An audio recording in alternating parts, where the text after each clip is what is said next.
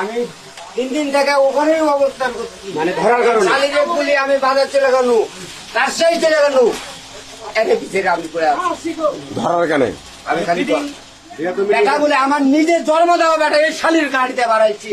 ওই বেটা আমার ভালো করে বাইরে যায় না, তুমি বাড়িতেই না খায় তুমি থাকো, তুমি বাইরে যাও না, আমার মা খারাপ হয়ে গেছে, আমার বেটা জন্ম দেওয়া বেটা আমাকে নিজে বলেছে। মানুষের কত মানুষ বলেছে, তারপরে শুনিনি, আমি নিজে হাতে ধরেছি, আমি নিজে চোখে ধরেছি, নিজে চোখে দেখেছি। পোশাকই তো নাই এখন অবশ্যই না, এখনো তো পোশাক নাই, বুঝেননি এখনো আমি নিজে ধরেছি, এখনো পোশাক নাই কাকা, নিচে পোশাক নাই।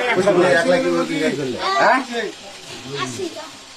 আজের মধ্যে নামাজ পড়তে ছিল, দরজা সেগুলো তুলে দিয়েছি, যেমন দরজা খাড়া, আমি এই দরজা সেগুলো তুলে দিয়েছি, দিয়ে খাড়া দিয়ে আমরা করে হয়ে আল্লাহ লাগাইছে, মানে যে দরজা খুলে দিয়েছে ওই ঘুড়ি ক্যামেরা ছিল, আমি তো সবই দেখছি, ওই ফুটেজ সবই দেখা দিছে। না বিশ্বাস যদি না হয় তাহলে ও পাশে যেতে পারবেন।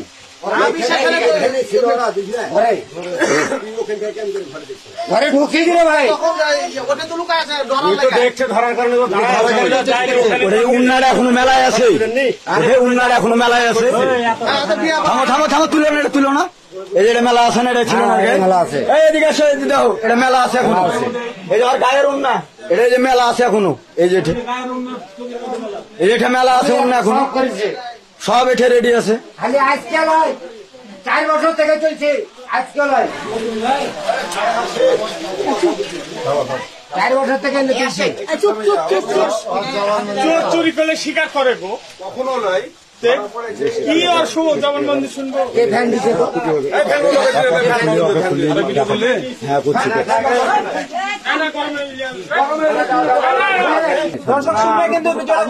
না, এটা তোমাকে স্বীকার করতে হবে। আমি করিনি তো, আমি ঢুকেছি, এটা বাস ঠিক আছে, কিন্তু আমি পুরো কাজ করিনি।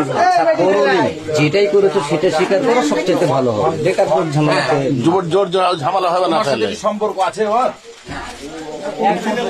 নাই তো, তুমি ঢুকলে কেন? মা বোন লাগে ফ্যামিলিগত গন্ডগোল নাকি ও ডাকবে, তুমি ঢুকে যাবে, এটা কোনো কথা নয়।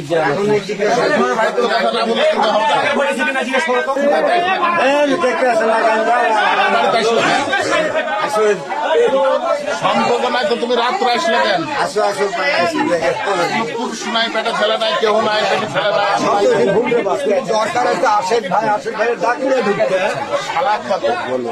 সত্য ঘটনা বান্ধা আছে,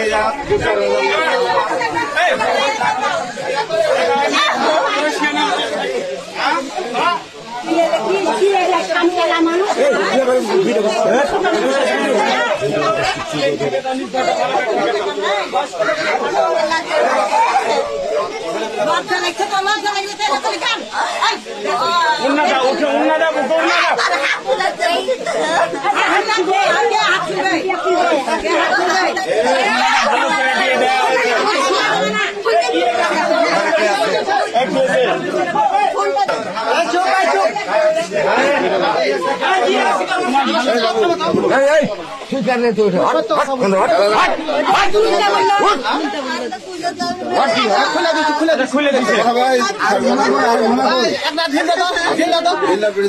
আমি আর এদিক করে দিলতে দে